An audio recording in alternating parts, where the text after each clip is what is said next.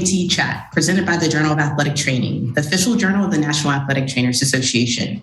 I'm Dr. Shelby Baez, an assistant professor in the Department of Exercise and Sports Science at UNC Chapel Hill, and the co-host of JAT Chat with Dr. Kara Radzak. Today, I have the pleasure of being joined by Dr. Hope Davis-Wilson. Dr. Davis-Wilson is a postdoctoral fellow at the University of Colorado Anschutz Medical Campus. She is the author of Association of Quality of Life with Moderate to Vigorous Physical Activity After Anterior Cruciate Ligament Reconstruction. Hope, thank you so much for joining me today. Thank you guys so much for having me. Yeah. So let's just jump right in here. So the purpose of your paper was to examine associations between self-reported knee function and physical activity after ACL reconstruction. I think when we think of ACL, we automatically go to return to sport. Can you just briefly discuss some of the differences between sport and physical activity? And can you provide our readers maybe with some background about what we know about physical activity after ACL reconstruction? So return to sport is the primary goal for most athletes following surgery. And it's kind of how we define success in the clinic. So it makes sense that we think of return to sport first when we think of ACL reconstruction. But about 40 to 60% of individuals don't return to the same level of sport following their surgery, and return to sport doesn't tell us much about the frequency, the time, or the intensity of a person's movement.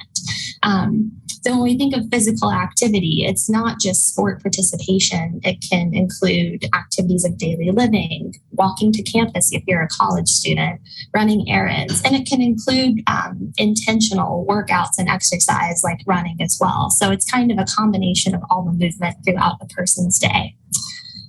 And so we know generally that people following ACL reconstruction engage in fewer daily steps, and they spend less time in moderate to vigorous physical activity compared to matched uninjured control groups. So it's something that we are concerned about in this population following surgery.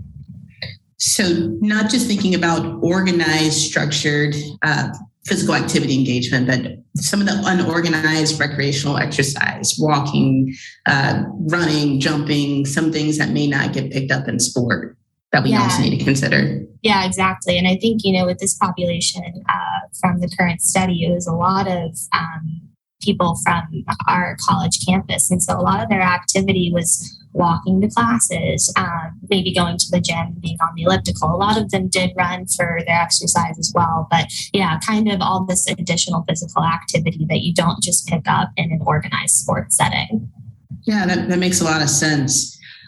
So the other aspect is this clinically meaningful knee symptoms component. And you all noted that approximately 40% of individuals after ACL reconstruction will exhibit persistent clinically meaningful knee symptoms. So just for our listeners, what does this mean? And what do we know about it as it relates to clinical outcomes after ACL reconstruction? Yeah, so clinically meaningful knee symptoms, it's kind of this operational definition of being symptomatic enough, having enough knee symptoms and difficulty and pain to consider going to seek medical care. And so this definition was based off of an England et al. 2003 paper, and they used the KOOS, or the Knee Injury and Osteoarthritis Outcome Score, which is a patient-reported outcome used to assess people's opinions about their knee following a knee injury or a knee surgery. And I think it was intended for people following ACL injuries who were at risk of post-traumatic knee osteoarthritis. So patient-reported outcomes are super important, and we know that they associate on the research side with the way people walk, with knee imaging from MR images. And we know that clinically it is associated with BMI, with ipsilateral knee injury. So it's really important to monitor these patient-reported outcomes. And I think part of what research is leading to is being able to define who has symptoms that are clinically meaningful versus those that don't have those clinically meaningful symptoms using that KOOS outcome. And a little more information about the KOOS. So there are 5 subscales. There's knee-related quality of life, symptoms, functions during activities of daily living, function during sports. And so all 5 of these subscales are kind of tallied together. They're given a score between 0 and 100, with 100 being the best score possible. And so the idea is being able to, instead of have all of these different subscale questionnaires, to just be able to define someone as symptomatic versus asymptomatic.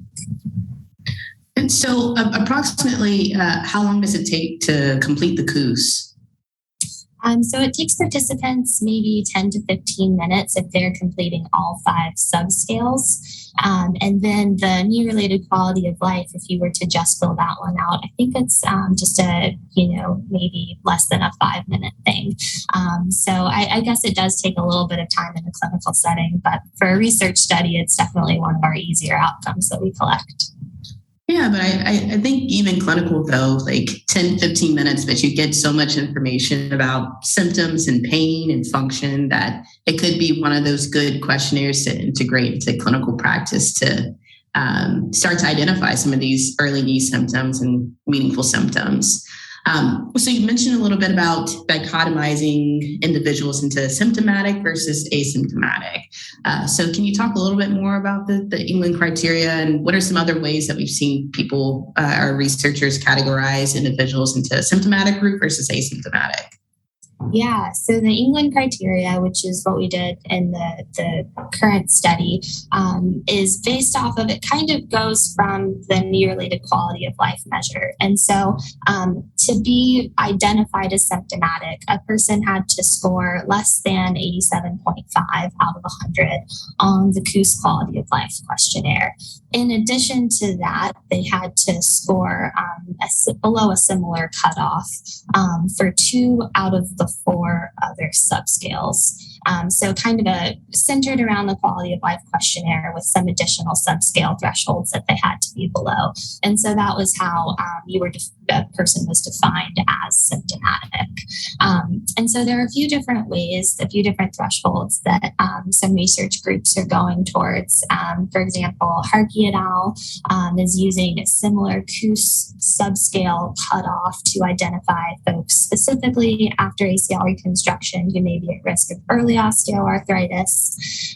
The England et al. Criteria that we used was used originally for folks with meniscal injury, older adults, I think in their 50s. So there are some different ways that are being looked at to classify people as symptomatic versus asymptomatic. But the commonality between all these things is that we really are working off of that COOS questionnaire and identifying thresholds that people are either over or under. And I think the England et al. Criteria does do a nice job. For example, in the England et al. 2003 paper, I think they found that about 43% of individuals using the England et al. Criteria, we found that about 43% of individuals were symptomatic 2 years post-ACL reconstruction. And that actually matches really nicely with the knowledge we have that about 44% of individuals do go on to develop post-traumatic knee osteoarthritis following ACL reconstruction. So yeah, no criteria is probably perfect, but I think it's a good sign that there's so many commonalities between the different criteria used. Yeah, I think that's a fascinating statistic that you just said about 40% exhibiting these early knee OA symptoms and then going on to develop PTOA after ACL reconstruction. But I also think it's concerning that we see 40% of these patients are exhibiting these symptoms. So I think it's exciting in your work that you're starting to identify, okay, how is this associated with other outcomes after ACL reconstruction? So specifically here, physical activity. So what measures did you use? And then what do we usually see when we think about measuring physical activity in research? Yeah, so for this study, we used research-grade physical activity monitors. Specifically, we used Actigraph GT9X links. And so we had participants wear these triaxial accelerometers on their right hip. And it's a pretty small, nebulous type of device. It doesn't seem to bother participants to wear them. But they wore them for 7 days during all waking hours. And so we included valid wear periods as an individual wearing the Actigraph for at least 10 hours per day for at least 4 days. Specifically, they had to have 3 weekdays and 1 weekend. And so from that research grade measuring physical activity monitor, we took average daily step count and then time each day spent in moderate or vigorous physical activity.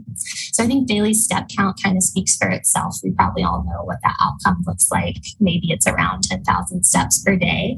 But for moderate to vigorous physical activity, that is identified as more intentional activity. So brisk walking or running or something else that gives you an elevated heart rate. So potentially more intentional physical activity as opposed to just maybe walking more slowly in a grocery store or something like that.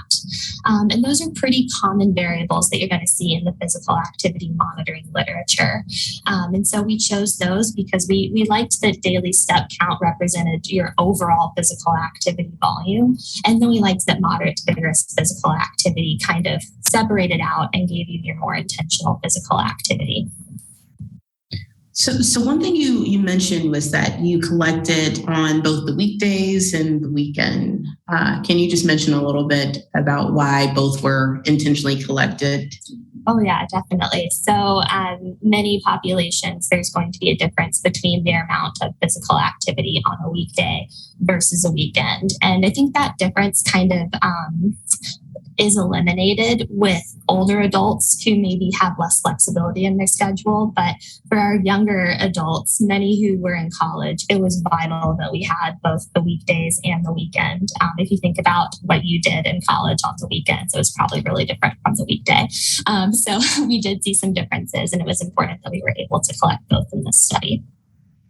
So clinically, as we're thinking about potentially measuring physical activity, we may want to include both weekday and weekend measures as we're trying to get an average of daily steps or moderate to vigorous physical activity. Yeah, great point. Yeah. So you mentioned using the actigraph for maybe someone who can't get their hands on an actigraph. What would you recommend for clinicians who want to start to integrate or measure physical activity in their practice? Yeah, I think, the benefit of the timing of this study is that a lot of your athletes or your patients are probably going to have a smartwatch or a Fitbit. Also, a simple pedometer will give you an estimate of daily step count as well. So I think that there are a lot of devices out there that are giving pretty okay estimates of physical activity. And if you're a provider interested in your patient's physical activity, that can be a really nice place to start. Yeah, I think I've seen some wrist pedometers for $10 on Amazon. So I think it's a pretty feasible way to start to measure some of these things in clinical practice. Yeah.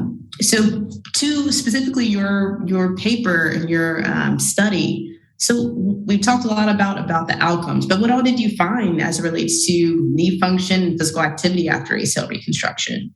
Yeah, so for our primary outcome, we were looking at the association between knee-related quality of life that was measured from the COOS and our physical activity outcomes, so daily steps and time in moderate to vigorous physical activity.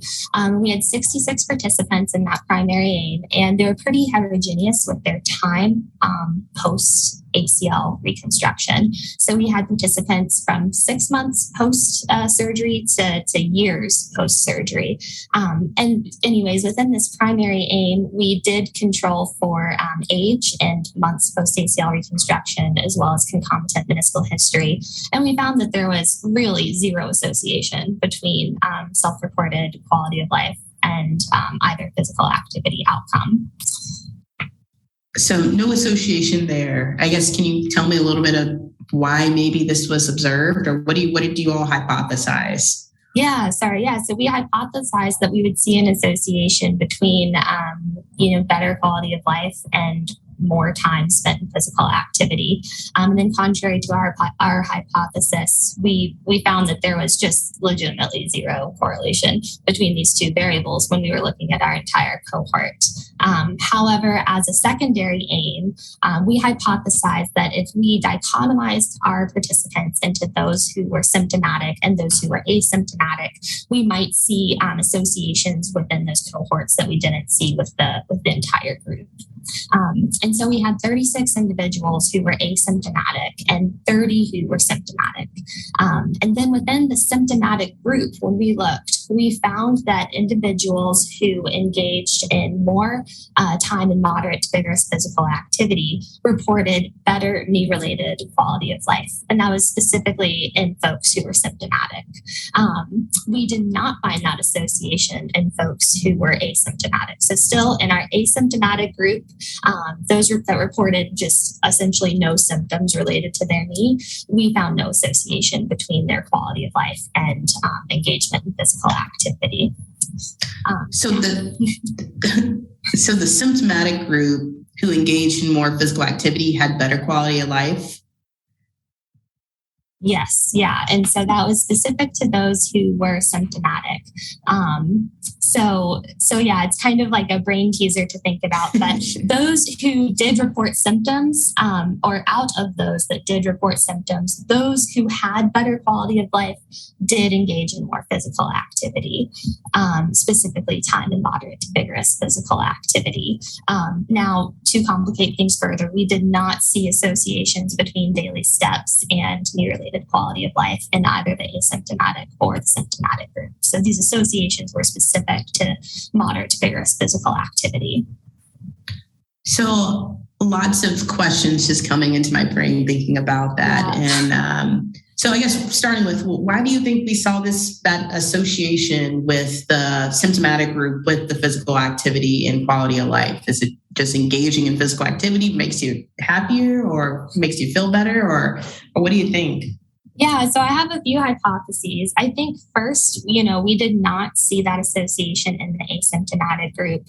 And we hypothesized that perhaps those who don't have symptoms don't have to modify the activity that they participate in. Maybe it's something they don't have to think about, and that's why we didn't see that association. However, if you're a person who is experiencing some significant symptoms of pain or discomfort in your knee, perhaps you are modifying the type of activity that you're doing. Specifically, maybe you're modifying that intentional higher intensity physical activity. Maybe you are not modifying your overall daily step count. And perhaps that explains part of why we didn't see an association just between daily steps and knee-related quality of life in either group. So that's one hypothesis. And then another, vice versa, is that, perhaps those who have a higher quality of life, those that are participating in more physical activity, perhaps it's able to modify or mitigate their symptoms a little bit. Yeah, I just wonder if that group who's engaging in more like intentional physical activity, if they're more aware of their knee symptoms as well, because they're being exposed to it while they're engaging in their physical activity and the exercise. Yes, or perhaps some people opt out of it if there is pain. Yep, yes, no, it makes a lot of sense. So interesting and unexpected results, but I think it's extremely fascinating. So I guess, where do we go clinically based off of the results of your paper? What are the next steps, or as a clinician, what should we take away from this? Yeah, I think that our paper adds to the literature coming out that physical activity is important following knee injuries. And I think that we have a lot of options for clinicians to start being able to talk with their patients about physical activity, and also provide a little bit of monitoring with a smartwatch or a Fitbit or a pedometer. I think that one of the caveats and what we need to think about next is timing for physical activity. I think what we found is that folks with ACL reconstruction engage in less physical activity.